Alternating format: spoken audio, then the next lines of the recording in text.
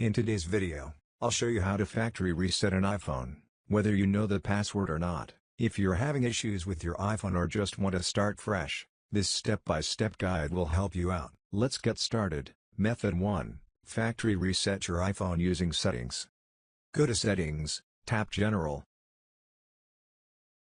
Tap Transfer or Reset iPhone, tap Erase all content in Settings.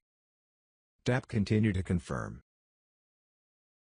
If asked, enter your iPhone passcode or Apple account password. Method 2. Factory reset your iPhone using iTunes or Finder.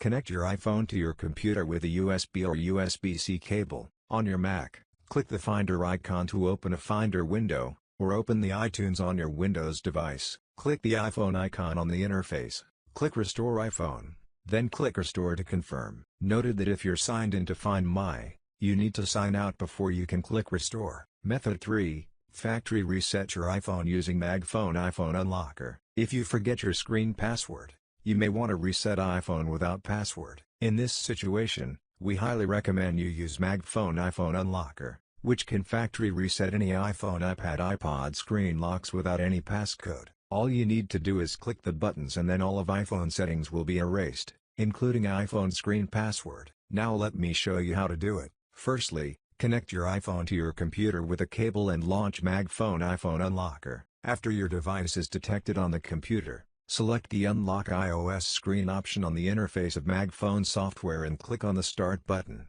Secondly, make sure that you have placed your iPhone into DFU mode or recovery mode. If not, follow the on-screen instructions to get your device entered into DFU mode, then click the Next button. Thirdly, go to check the device information of your iPhone. Manually correct the wrong information and select the matching firmware package to download by clicking the Download button.